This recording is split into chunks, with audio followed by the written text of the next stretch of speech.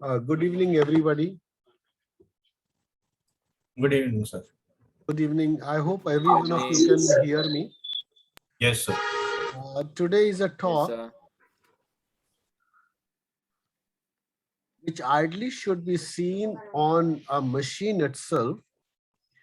And for that matter, I have already sent you a video clip and a recording to most of you people beforehand only.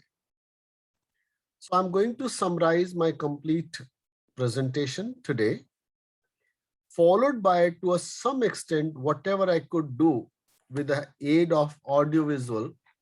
I could record certain images and trying to show you those images subsequently on this computer. That's first important thing is that is patient's preparation. And I always compare this patient preparation is like a double engine. In sense, whatever we want to do, it has to be adequately delivered if you prepare a patient properly. If this is a patient, this has to be prepared properly so that both of them they together work in a most efficient way. That's what we mean by in this particular image. Before we take up any patients for echo examination, we always look at the history of patient's illness. Why are we doing echocardiography? And I like to explain a little bit on this. Suppose a patient who's breathless, and I want to know a reason why he is breathless. I have to concentrate both on LA pressures as well as on RV systolic pressures. Similarly, if somebody is coming with a chest pain, I have to look for a wall motion abnormalities, why this patient is having a chest pain. Some person comes with a shock, so we need to understand why this shock is present. So that's what the indication of a patient is, and that can only be evaluated when we look at a patient history while doing an echocardiography. Next important issue comes ECG changes. Many times when we have ST-T wave changes in ECG, we have to concentrate whether this patient has got a microvascular disease or macrovascular disease. On the contrary, if somebody has come for a stress echocardiography and we look at an ECG changes suggestive of acute ST elevation, and that is a patient whom we would like not to do a stress echo, just do a resting echocardiography, send back for any intervention if it's required. Imagine you put that patient on a treadmill who's having an ST-T wave changes in ECG with the recent chest pain, or an ECG which was done a few days back, which shows normal. With the history of chest pain, we repeat an ECG and do an echocardiography and don't do a stress. That's what the importance of these reports. X-ray chest. Very important finding for X-ray chest. Number of time patient had come for chest pain evaluation. We looked at an X-ray chest. X-ray chest shows cardiomegaly. This cardiomegaly could be because of pericardial effusion, or it could be because of dilated cardiomyopathy. At the same time, patient can have a pericardial pleural effusion also, presenting as chest pain for clinical evaluations. In one of my previous presentations, when I was evaluating a cause of a chest pain, I showed in one case when the patient came for a chest pain, we looked at each and every aspect of chest pain. We looked at a chest X-ray, we looked at an ECG, we looked at an echo, we put in our stress. So much so we went to the extent of doing an angiogram and everything was normal. What was the cause of chest pain? Even we did a vitamin D examination, CPK examination. No cause of a chest pain was seen. How that is possible? Believe my word, that patient was suffering from herpes zoster, presenting as chest pain, and nobody looked at his chest or a back to look for a cause of chest pain. So that's what is required for a clinical examination, indications. And on top of that, I like to emphasize no fasting is required if we're doing a plain non-stress or non-dobutamine, non-pharmacological stress echocardiography. But we need to spend a few seconds or a minutes with the patient to assess why we are doing echo. Another important point, this is a format for my own lab. What we look, we always have a reference number. Everyone has got a UHID number nowadays. Heart rate, height, weight, and a body surface area. And this body surface area is very important to calculate LA volumes. Then on which date it was done, then the contact person's number, then blood pressure. Blood pressure is very, very important in certain evaluations. As we'll move forward, we'll find more and more evidence that we need to have a blood pressure in these subset of populations. Example, suppose I'm having a case of ventricular septal defect, the mid-muscular ventricular septal defect. The gradient between LV and LA, if I decide my gradient between LV and LA, my gradients are 90 millimeters of mercury. If I have my blood pressure of 120, 90 is a gradient, I can safely tell you that this patient has got a PA pressure or RV systolic pressure of 30 millimeters of mercury. That's what the importance of these blood pressure before we start doing echocardiography. Then we come and look at diabetes, hypertension, smoking, alcohol, obesity, hypothyroidism, history of any previous coronary artery disease. Best example comes when we see a wall motion abnormalities and we label him as a coronary artery disease. How do we know these wall motion abnormalities are present fresh or old one? Unless until we understand that this patient has got a history of previous coronary artery disease. I told you about ECG, I told you about X-ray chest. Snoring is a very important criteria which we always look for. And these snorings, when we have diabetes, hypertension, obesity, sleep apnea syndrome, leading to snoring and hypothyroidism, we say that these are the people who can have possibly the evidence of heart failure with preserved ejection fraction. So that's how we look at all these parameters for evaluation, prior parameters before evaluation of echocardiography. If I move further from this slide, like in what condition the patient lies, it's a repetition of previous lectures. The lie of this train is flat on his tracks. But our patient does not lie flat on his back. The patient lies in the left lateral positions with his left hand behind his head, the right hand on his right hip or lower limbs. And that's what we advocate for a long time. And now I advocate it more proficiently after the onset of COVID. In this condition, the patient face is moving away from you and you are a little at a safe distance from the patient. And I have not put on that kind of a slide over here. We have installed a plastic sheet or a curtain between you, myself, or yourself, and the patient. And here is a plastic sheet with which we try to have away from a patient's, and it helps you in preventing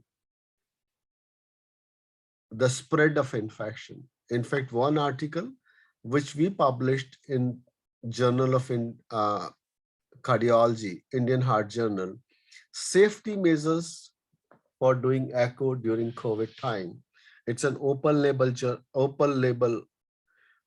journal which any one of you can access and look at those kind of things, which are still helpful. I'm not saying that COVID has gone away. COVID is a pandemic, and maybe some people are saying that it's become an endemic. So if it's an endemic, we have to take care of these precautions for lifelong. Then various views, the various bogies of this particular engine is, these are the all views we talked about for a long time. What are these views are? Parasternal long axis view, parasternal short axis view, RVRA inflow view. Then apical 4-chamber, 3-chamber, 2-chamber, and 5-chamber view. Subcostal 4-chamber view and subcostal IVC views. Then suprasternal and a ductal view. We have not talked about ductal view. We'll let you know about this ductal view when we are doing pediatric evaluations. Let me repeat this particular plaques window. Left third intercostal space, parasternal window, index marker at 11 o'clock position. What view we get? We get parasternal long axis view, parasternal short axis view at aorta, mitral valve, papillary muscle and apex, and RV or inflow view. Here is a patient on left parasternal window, and here is the various views is. I have told you about all these views. This is parasternal long axis view where RV, RA is anterior and to the right of LV and LA. This is the touch point. Here is a RV free wall. Here is RV. Here is anterior aortic root. Here is a posterior aortic root. This is right coronary cusp. This is a non-coronary cusp. Why this is right coronary cusp? Because the right coronary artery arises from the right coronary cusp. Anterior aortic root is in continuation with interventricular septum, and the posterior aortic root is in continuation with anterior mitral valve leaflet. Then comes LA. LA has got a free wall. Free wall is in continuation with posterior mitral valve leaflet, and along with this LV free wall. So these views of plaques window, they are very useful evaluation in any patient who is suffering from a coronary artery disease or a chronic obstructive lung disease where RV and RA, they are dilated. And here LV, and I've told you many times before, if I'm having a patient of acute coronary syndrome, acute anterior wall MI, if this basal anterior septum is not contracting, take my words, this patient, howsoever stable it may be, but he's suffering from proximal LAD lesion, because proximal part of this anterior septum or a basal part of this anterior septum is supplied by D1 branch of LAD. Similarly, we can have an aorta root dilatation where we start looking at this dilatation from this junction only. This is sinuses. This is a right coronary cusp. This is left a non-coronary cusp. This is the hinge point or the annulus of the aortic valve. These are the sinus, and sinus they join to ascending aorta, and this is known as sinotubular junction, ST point. So whenever you have an ascending aorta dilated, you happen to see a dilated aorta in this particular frame only. This is the frame where we measure the LA size. We measure the LV size in 2 dimensions, and we happen to measure the aortic root in this particular view only. So many useful criteria when we look at plaques window. Moving from plaques window, as I showed you beforehand, index, the footprint looking towards mediastinum, we get RV or inflow view. Here is the RA, here is the RV, and here is a tricuspid wall. And this view is very useful for calculating a TR jet gradients. And I've emphasized this point again and again. We have to look for a tricuspid regurgitation jet gradient in 5 different windows. Wherever the maximum gradient is, we always report that gradient is a maximum RV or a systolic gradient in this subset of populations.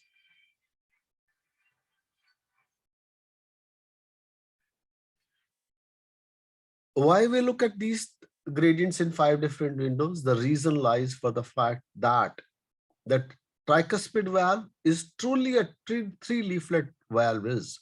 The jet could be an eccentric in any phase. Many of you who are doing echocardiography, they must have realized when they're doing echocardiography in apical 4-chamber view, especially in modified apical 4-chamber view, they sometimes see 2 jets of TR, tricuspid regurgitation, arising from 2 different points. Many people, they report as valvular perforation. It is not true, but these are points of cooptation point of those 2 leaflet or 3 leaflets together to produce 2 different TR jet at that particular moment.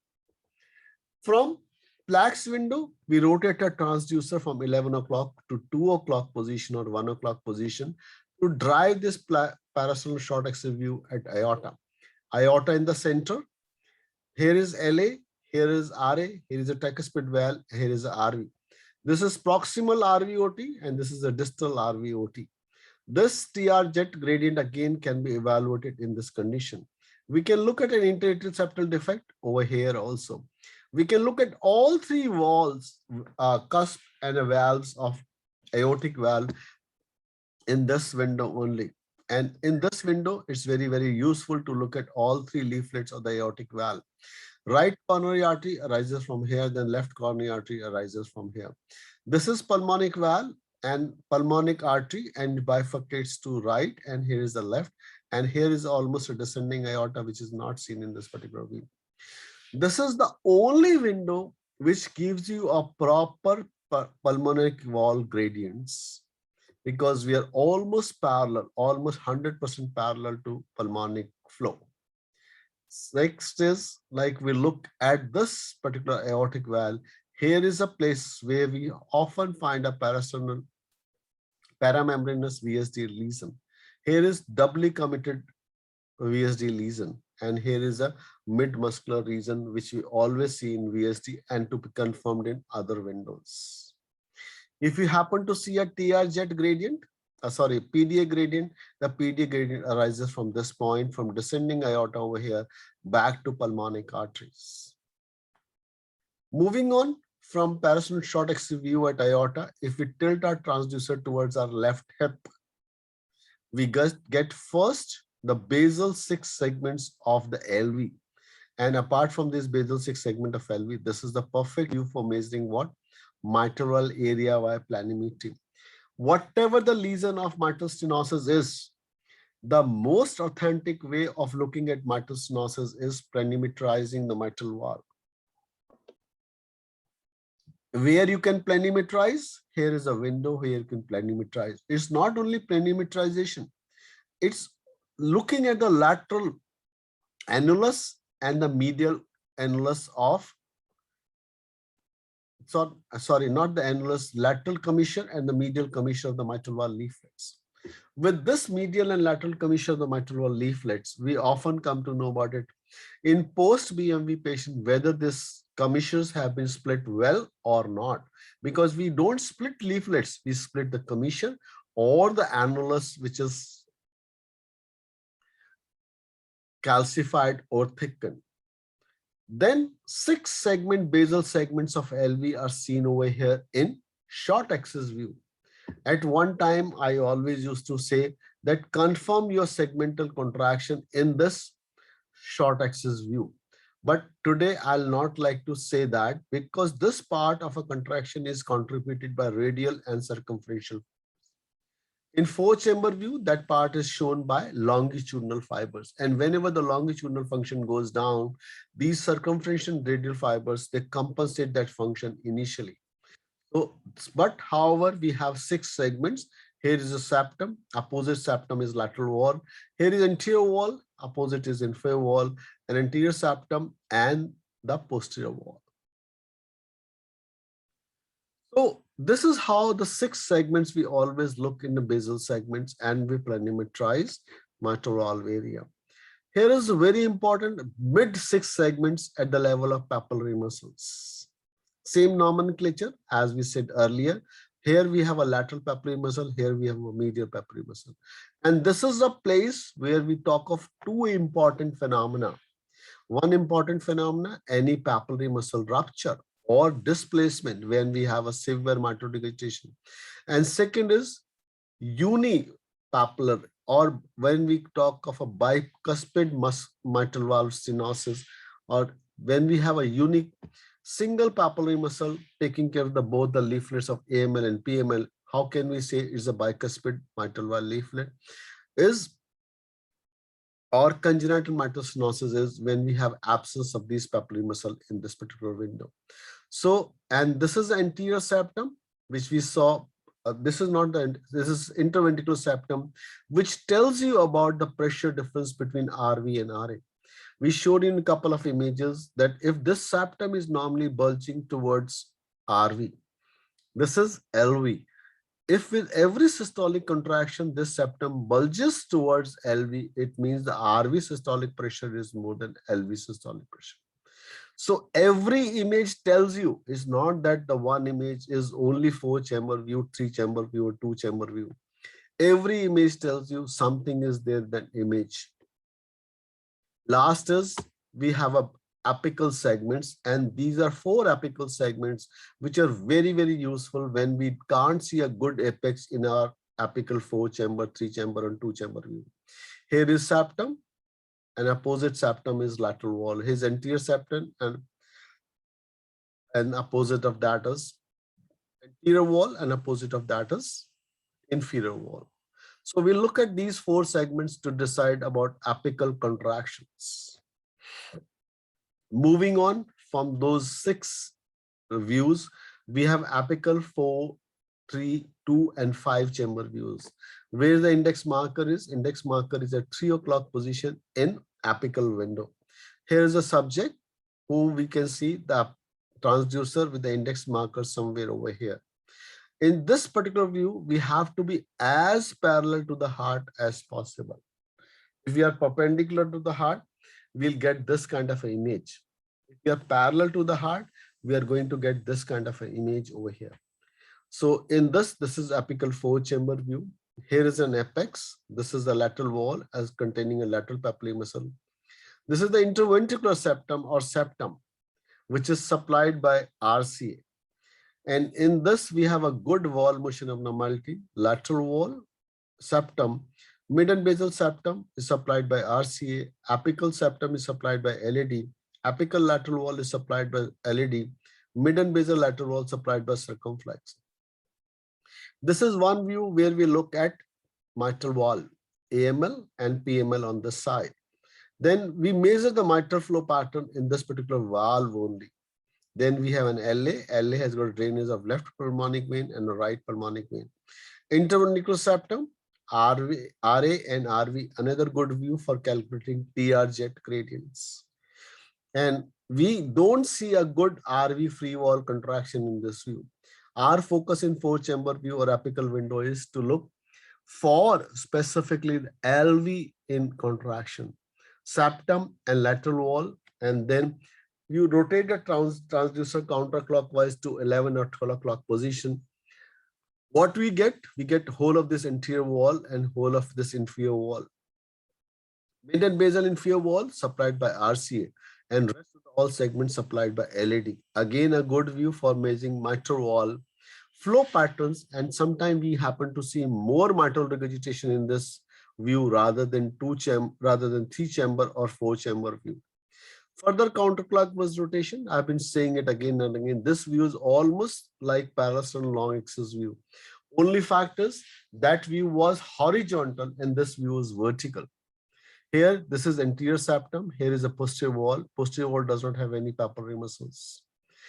We have got 4 segments in this: basal and mid anterior septum, basal and mid posterior wall. This basal anterior septum, as I said in Plaques windows, again supplied by proximal D1 branch of LAD. And that's what is being used number of times when we are doing an obliteration of hypertrophic septum in hypertrophic cardiomyopathy by producing an iatrogenic MI in this particular segments.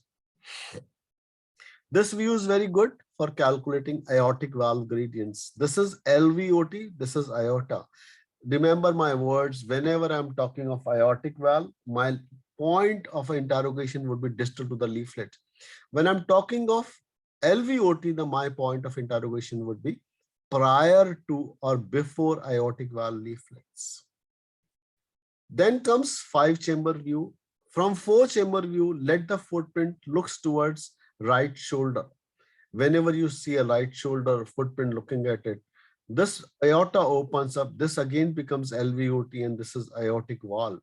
This is lateral wall still, but this becomes anterior septum, and the supply of the anterior septum is not RCA. The supply of anterior septum over here is Mid and basal anterior septum is supplied by LED, but it's a very good view for calculating aortic valve gradient again. Number of times we use both 3-chamber view and a 5-chamber view to look at aortic valve gradients to say which is the maximum gradient ours. As we do 5 windows in tricuspid regurgitation, we do 6 windows in aortic valve to get the maximum gradient. LED or RCA? Oh, This RCA is or RC LED? This is LED. This is anterior septum. And if you happen to look the 4-chamber view, aorta is not opened up. So this is RCA. In 5th chamber view is LED, sir. In 4th chamber view is RCA. This is mid and basal septum is RCA. Apical septum is LED. Apical lateral wall is LED. Mid and basal lateral wall is circumflex. Another way of pronouncing these views are when you say inlet 4-chamber view. Inlet means when you see only inlets, mitral and tricuspid valve, this is RCA. When you see outlet 4-chamber view, when you see aorta apart, this is known as outlet 4-chamber view. And this becomes a part of LED, not of RCA. Sir, for RWMA, we will use 4-chamber view or 5-chamber view? In RWMA, we'll use 4-chamber, 3-chamber, and 2-chamber view. We'll not use 5-chamber view because 5-chamber view is only used while doing an aortic calculations. Sir, do we have a slide which shows what artery supplies what part? Because I'm coming down to give me a breathing time, man. Let me just finish up this talk and then I'll pick up on the question answer. I'm at 30 today. You can drag this class till 12 or 1 o'clock in the midnight. Don't worry about it. So let's move to next position, that is subcostal window. And that subcostal window, remember my very important 3 points are, it is used for ideally right-sided chambers. We don't spend time on the left-sided chambers. Then it's used for IVC and hepatic veins and is a very useful view for pediatric population. In pediatric population, we always start with a subcostal window. And what is the subcostal window is? Look at this, my probe is almost parallel to my heart. Here my probe was parallel to apical 4-chamber view. Here my probe is almost parallel to my heart.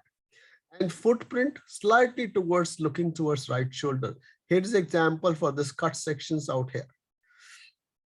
And what we get in this particular window is, here is RV free wall, here is a tricuspid valve, here is RA, and this is interventricular septum seen over here. Here is the interatrial septum, and this interatrial septum we are almost perpendicular, and this is a very good view for looking at atrial septal defects. This is again a very good view for eccentric jet which is hugging along intraatrial septum. So if the TR jet is like this over here, so we'll be able to evaluate the TR jet the best possible way in this particular view. If I rotate my transducer counterclockwise, means from 3 o'clock position to 2 or 1 o'clock position, what do I get? I get an IVC which is opened up. Yesterday I was delivering this talk, where to measure my IVC measurement. I look at my hepatic vein. Wherever the hepatic vein drain, just distal to this hepatic vein, I'll measure my IVC diameters. And this IVC has got a multiple importance in a clinical practice. In talk of any condition where it's not useful, shock, chest pain, breathlessness, unconsciousness, embolisms, wherever it is 100% useful modality. Pericardial effusion, pericardial tamponade, constrictive pericarditis, restrictive pericarditis, dilated cardiomyopathy, ischemic cardiomyopathy, and this IVC plays a significant role in all those kind of a condition. The size of IVC makes a difference. A normal size, if we are taken constantly, is 21 millimeters. Any collapse more than 50% means 21 becomes 10 or less. It means the RA pressures are almost 5 millimeters of mercury. If the collapse less than 50%, 21 becomes 15, RA pressures are 10 millimeters of mercury. Now the IVC gets dilated to more than 21 millimeters, collapse less more than 50%, RA pressures are 10 millimeters. And if the collapse does not collapse at all, RA pressures are 15 millimeters. And it is a echo Doppler parameters of JVP, which we used to measure number of times.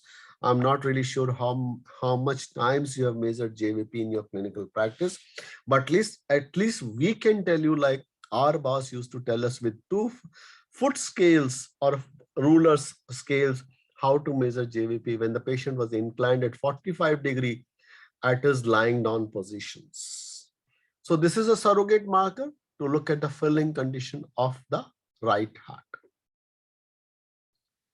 Then subcostal short axis view, the people who becomes really expert over a period of time, we can really make a subcostal short axis view in this. And this window is sometimes very, very useful in people who are a chronic obstructive lung disease, because their apical and parasternal windows are almost gone. And look, we can look at a tricuspid regurgitation jet over here, and we can look at the pulmonic flow velocities over here. If you can't do it, absolutely no hassles, because it's a beginning. Once we'll start moving ahead, we'll be able to show these things again and again. Subcostal hepatic view, whenever the IVC is dilated, you find these hepatic veins becoming prominent. And these hepatic veins, they play a significant role in constrictive pericarditis when you see a reversal of flow in hepatic vein with every systolic contraction or diastolic feeling.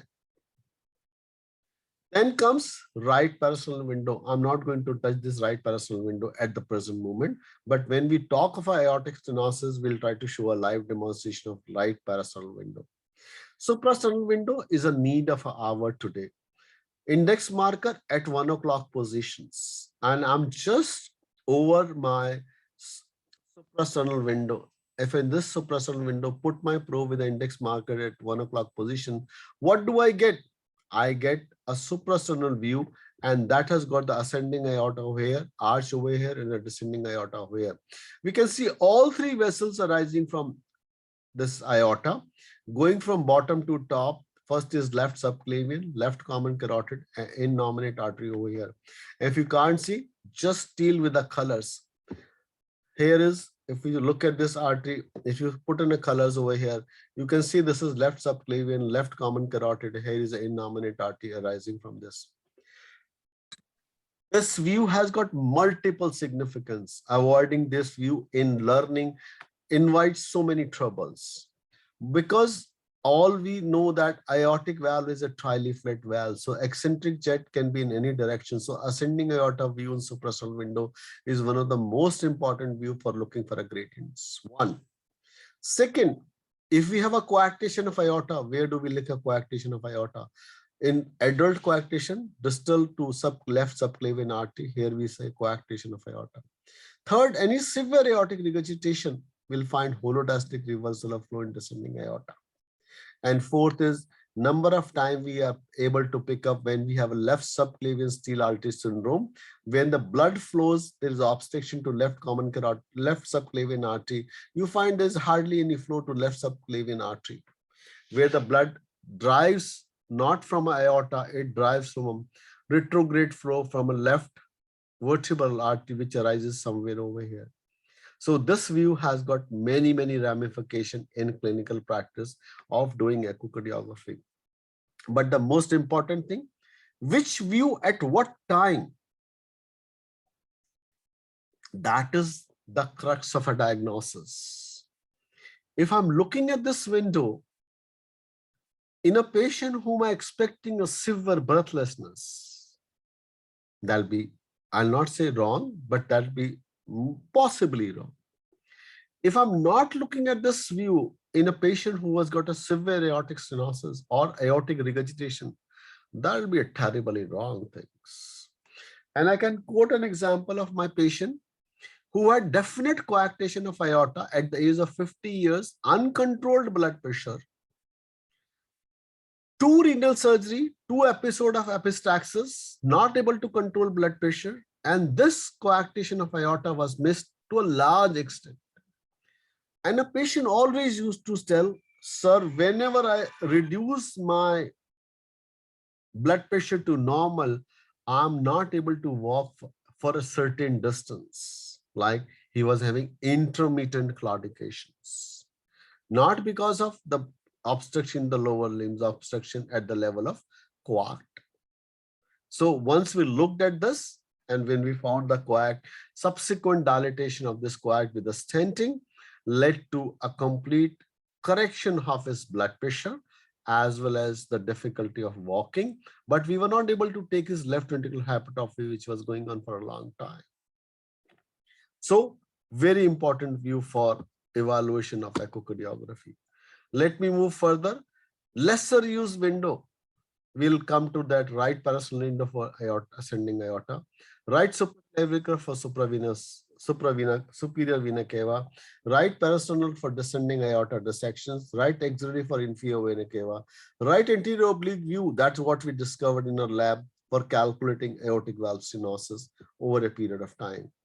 Yesterday, somebody who heard my lecture when I was talking for echo and multimodality imaging for breath shock, I could show people how we can look at an IVC from the right axillary or patient turned on a left-hand side to look for an IVC in those subset of populations.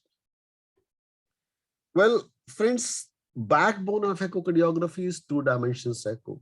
All studies are today done in reference to two-dimension image. Even the M mode is done once we obtain a two-dimension image. Though the M mode was the first diagnosis which was made over a period of time for development of echocardiography. So this is what is two dimensions echocardiography, and the magic word of echo is always ejection fraction. And this segments I've told you already, this is 4-chamber view, this is 2-chamber view, and this is 3-chamber view.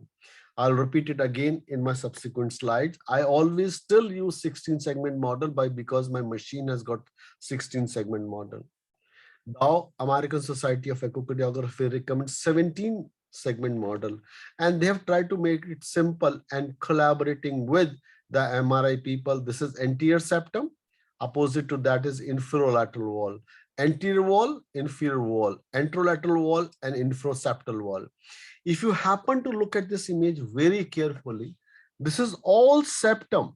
This is all lateral wall. This is anterior wall. This is inferior wall. The part of lateral wall which is closer to anterior lateral wall is anterolateral wall. The part of the LV which is closer to inferior wall is known as infrolateral wall. Similarly, the part of the septum which is closer to anterior wall is anteroseptal, and the part which is closer to inferior wall is known as infroseptal. Only the nomenclature has changed, and in this nomenclature, the septum, apical septum is apical septum, but mid and basal infroseptum, the mid and basal infroseptum has become, the septum has become mid and basal infroseptum. Similarly, the apical lateral wall remains apical lateral wall, but it becomes anterolateral wall, and this becomes basal anterolateral wall. So this is how the nomenclature is. It all depends on you which you want to go along. But what I feel is I go along always with the 16-segment model, which I've been practicing for last more than 30 years now. Then ejection fraction is calculated by 4-chamber view and a 2-chamber view. We do an LV and diastolic dimensions, area versus length, that gives you volume, diastole and systole. And then we go for 2-chamber diastole and systole calculation to calculate ejection fraction, which is 52 or more in male and 54 and more in females. Now, the word association of World Alliance of Society of Echocardiography recommends now ejection fraction as 58% or more in a normal subjects. And that's what we often see in our lab also. Whenever we're looking for ejection fraction, it comes out to be almost 57, 58%. Modification not even recommended in nomenclature or the guidelines, but what I feel is over a period of time, ejection fraction has to be more than this of 52 or 54%. Next comes a slide which somebody was asking for a couple of minutes back. Here is a slide, colorful slide, 4-chamber view, 2-chamber view, and a 3-chamber view. Mid and basal septum, mid and basal inferior wall, RCA. Mid and basal lateral wall, median basal posterior wall, circumflex, and rest all this territory is supplied by LAD. However, the overlap is present because either the right circumflex is dominant or the left circumflex is dominant. Based on that, we can have a variation of blood supply. So what I always say and tell every of my student is median basal septum, median basal inferior wall, 4-chamber and 2-chamber RCA. 4 segments, median basal lateral wall, median basal posterior wall, 4-chamber, 3-chamber circumflex. Rest all is LAD.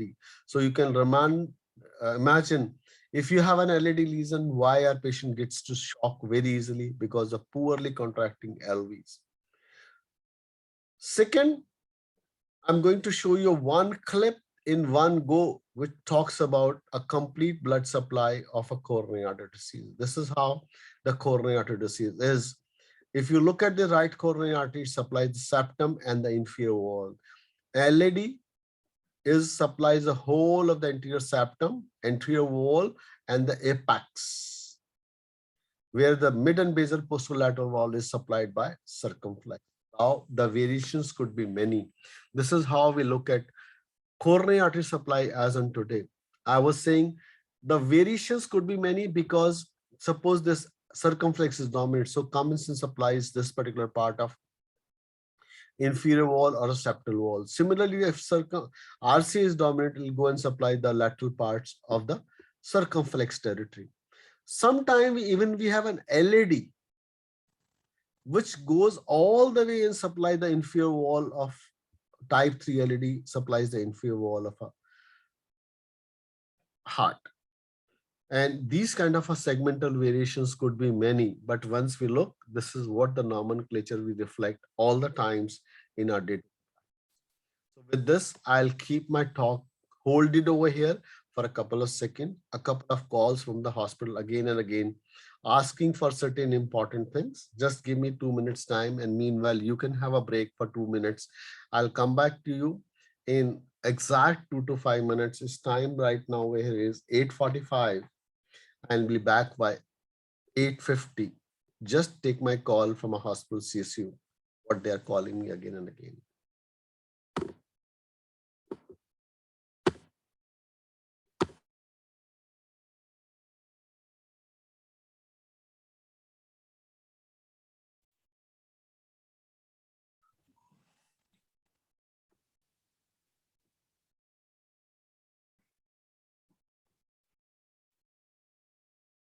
So back again, talking of pneumology, art of operating a machine, which is an integral part of any system. This is normally a lecture at the time of COVID-19. Otherwise, it's always on site. We are trying to make efforts, what we want to show you. Here's the image from my own talks of 2 dimensions echo, M mode, tissue velocity imaging, color Doppler, pulse wave, continuous wave, image store, freezing over here, caliper, measure, then cursor and auto, and this is known as trackball. Let's move one by one. This what I have done a image which I have made on this computer deliberately or by myself. Center we have a trackball, we have a 2-dimension imaging, then M mode imaging, then tissue Doppler imaging, pulse wave, continuous wave, color, cursor, auto, then caliper, measure, image store, and freeze. So I'll be talking about all these one by one. So this is one button which talks of auto. As I showed you previously, I can't see this apical window over here. And as soon as I press my auto button, which was this auto button which I pressed in my machine, everyone has got this auto button in your machines. You have to look where it is. What the machine will do in harmonic imaging, it'll optimize your image to give you the best endocardial delineations. So you can measure your ejection fraction in the best possible way. That is what the auto means. For live demonstration. Look, I'm trying to show you a gain setting in this. This is trans compensation gain TGCs. Trans gain compensations. So this is an image of a TGC, of an echo machine. Here is trans gain compensation. Every line, there are 8 or 10 buttons are there, which are reflected from top to bottom. So if my gains are high over here, I can reduce these gains on the left-hand side. This is known as TGCs. I hope every one of you can see it because this has been created by us recently in our portfolio. So we look at the machine live. I'm trying to show all these gain settings over here. So generalized gain can be increased by 2D gains. But if I want to see specifically on this side, I'll reduce my upper TGC gains. Next, look at this image. Now my image has got a higher gains on this upper side. Now I'm trying to reduce my, look, the image has become absolutely clear. It'll come back again in a couple of seconds. Now, overall, the gains are very high in this LV segments. I can't see my endocardial delineation. So I'm gradually reducing my upper gains only in TGCs. My very good endocardial delineation has happened by these TGC gains. If you want to do generalized reduction, you have a 2D gains. So knob, which is showing 2D, you do a counterclockwise rotation, the gains will automatically reduced. Next comes color Doppler. So you look at a color Doppler button over here, a color button over here. In this color button, once you press a button, it will come and say this. With trackball, you can move this colors to mitral valve to aortic valve. Bring it back to mitral valve again. So with trackball, you can just change your colors. And look, with this color, we have a Nyquist limit of 53 centimeters per second. Top and bottom are the same one. So he's trying to demonstrate, here is a color button, here is a 2D button, and what we see are colors by pushing the color buttons and then store the image by color buttons. So 2-dimensional image first, optimized by TGC and total gains. Switch on colors to look at mitral or aortic valve. Nyquist limit at 53 centimeters, that's the Nyquist limiters. Next comes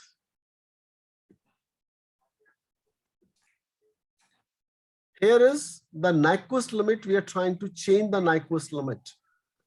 So here is a scale for a Nyquist limit down over here. So we're changing the Nyquist limit from 53. You can increase it or you can decrease it. That is by limit or a color limits over here. With this button over here, we can change the scale of this Nyquist limit. Whatever echo we do, the color flow gains and there's a Nyquist limit has to be optimum. And for literature purposes, for documentation purposes, we always keep the Nyquist limit between 50 to 60.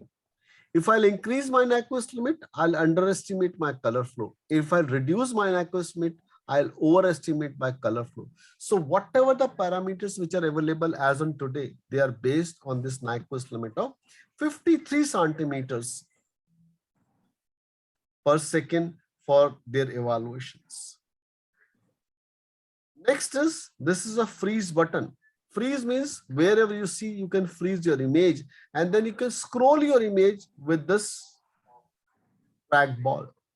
So this is freeze button to freeze your image and scroll your image. Suppose you want to see this movement of this antemitral leaflet. So what do? Freeze and scroll with this image. Next is 4-chamber view. Switch on a colors. So I have switched on a colors. Nyquist limit is 53. Now I'm putting a cursor and a pulse wave Doppler spectrum at the mitral valve leaflets. So I'm optimizing my image of pulse wave by this particular phenomena of pulse wave as well as the Doppler flow patterns. So that's what he's trying to show. He showed you in the last minute the movement of the baseline when one of these points over here, you change the baseline up or you change the baseline down. So I'll try to hold the image whenever this is moving the baseline up. Now he is converted to from pulse wave to CW. What is the difference between pulse wave and CW in presentation? I'll stop. Now he's presenting pulse wave. Look, in pulse wave,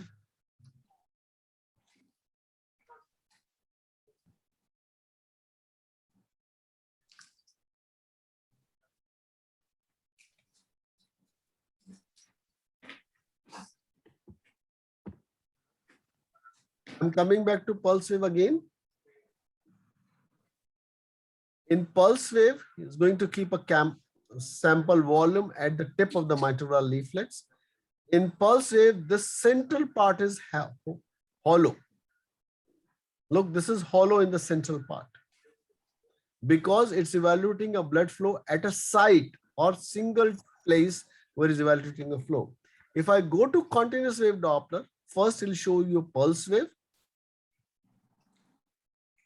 So central part is hollow. Then is switching over to continuous wave Doppler. And now in this continuous wave Doppler, he'll switch on a couple seconds. Here's a CW. Now this is all full. So it's interrogating a blood flow right from apex to the base. So that's continuous wave flow. What is the difference between PW and CW? Whenever the normal physiological valve is present, it can take up a Doppler spectrum by pulse wave only. But when the valve becomes pathological, like mitral stenosis, aortic stenosis, when the velocity scale goes high, we have to switch over to continuous wave Dopplers. Then another thing is cursor.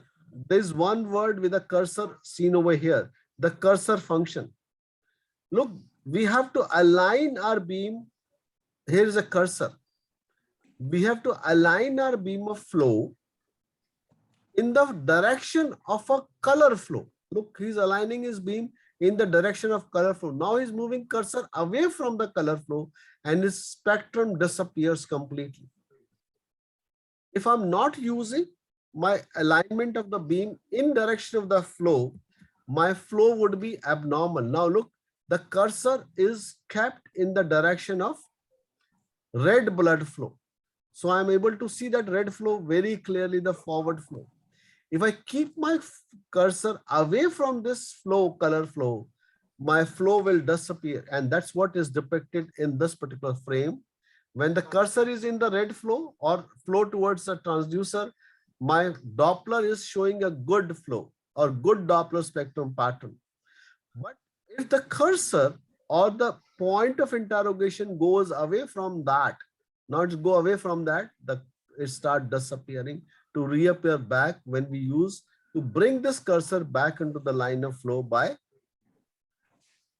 trackball.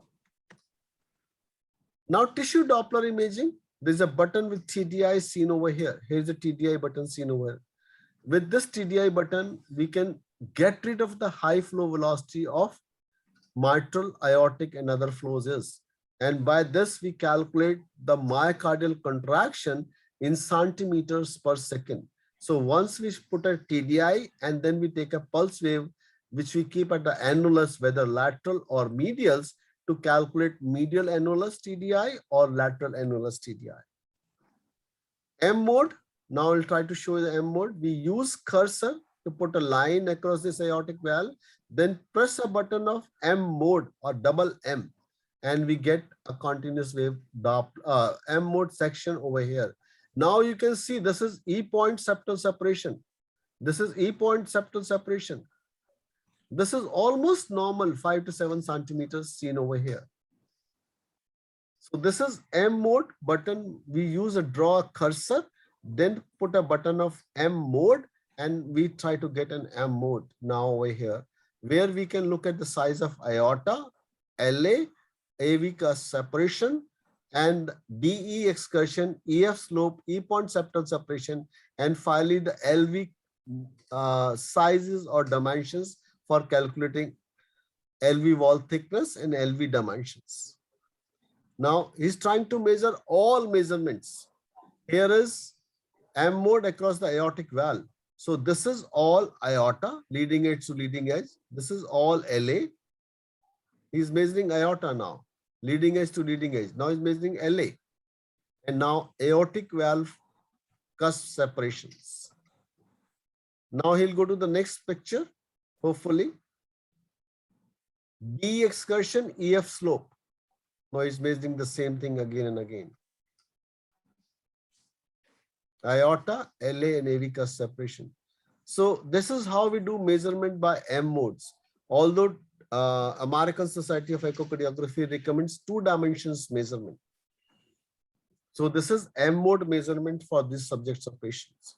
So with this, whatever I could store and show you, this is what is possible. I've shown you over here, and you can ask me question. You can go back and look at your video recording, which I've sent to